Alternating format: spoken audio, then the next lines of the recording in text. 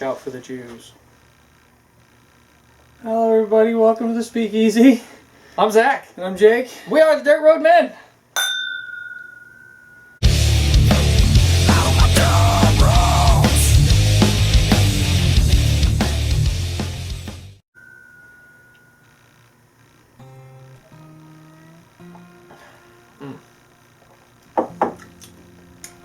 We're here today to review budget bourbon. Very budget. Kentucky Tavern. $10 a liter. $10 a liter.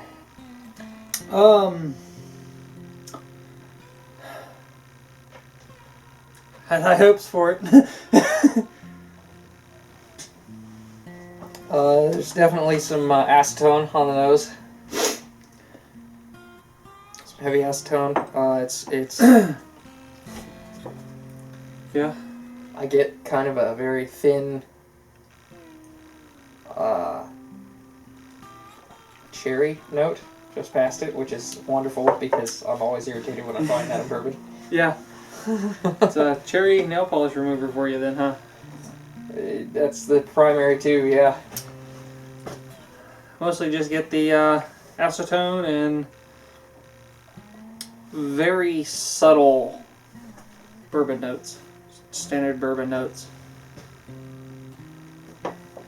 So this is a Kentucky straight bourbon, and there's no age statement.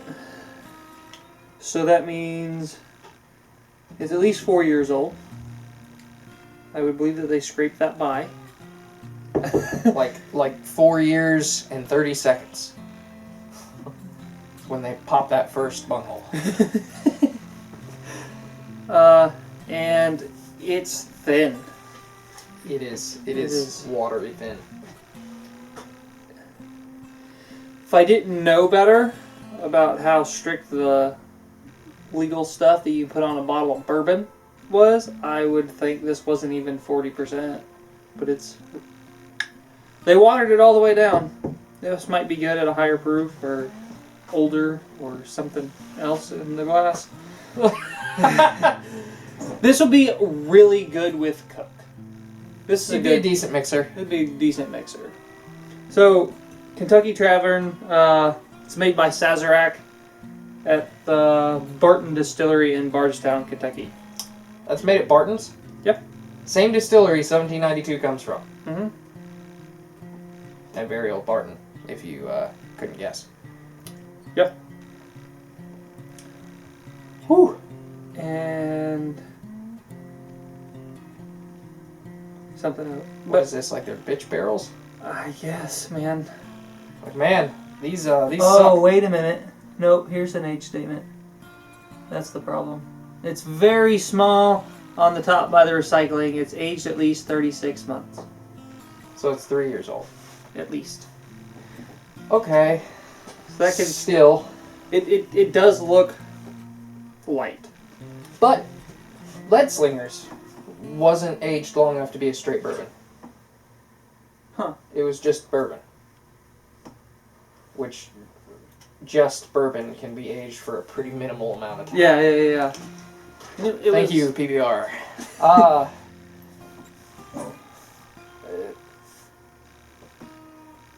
Yeah.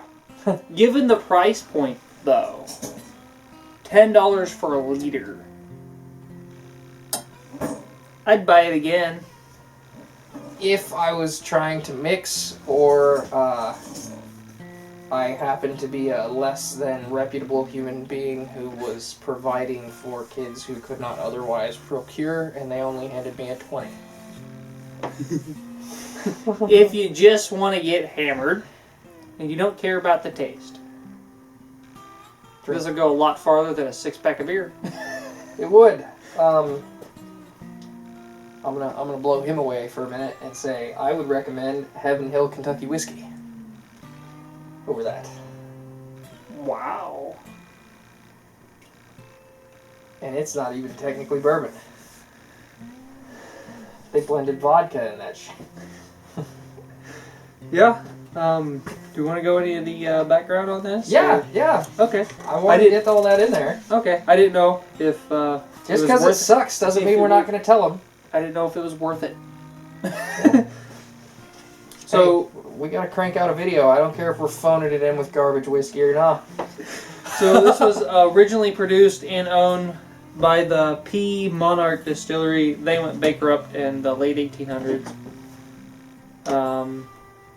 You trying to pour that out? No, I'm not.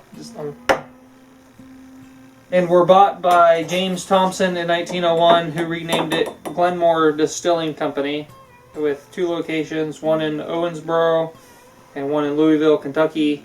In 1903, Kentucky Tavern trademark came out, and it's offered in 80 and 100 proof, and that's all there is to it.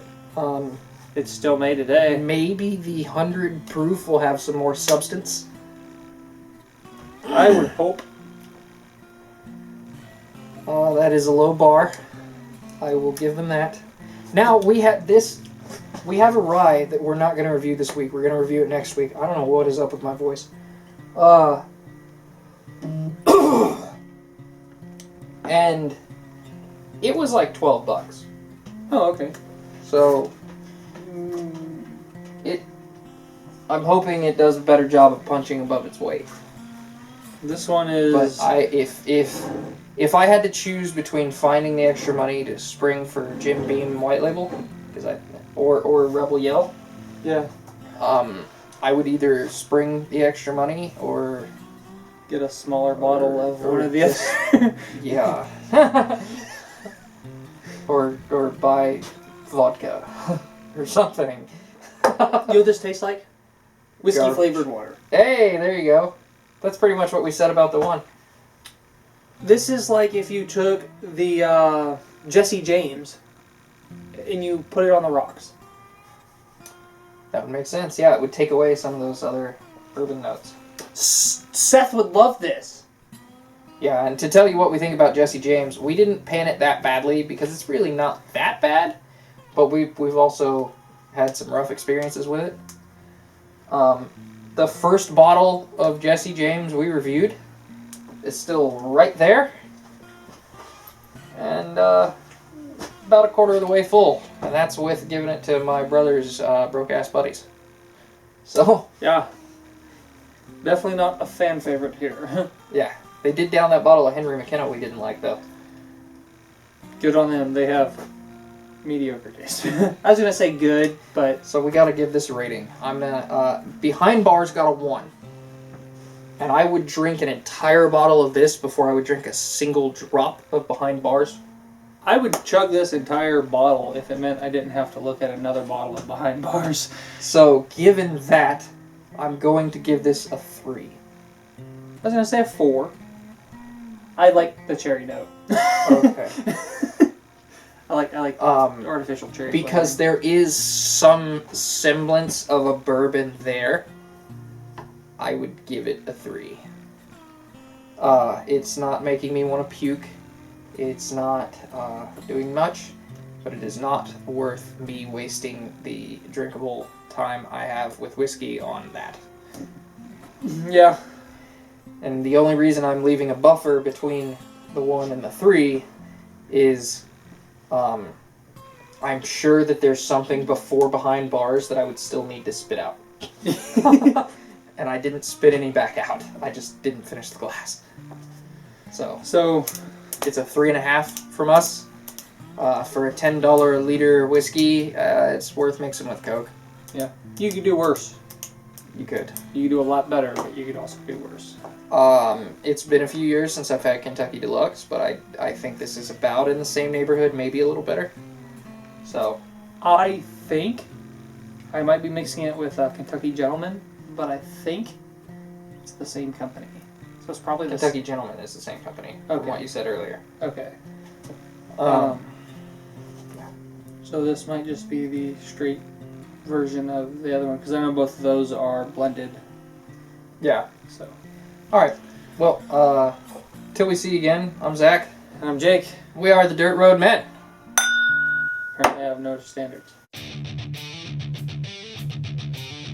Hey everybody, if you like this video, hit a like or dislike, comment, subscribe, and hit the notification bell.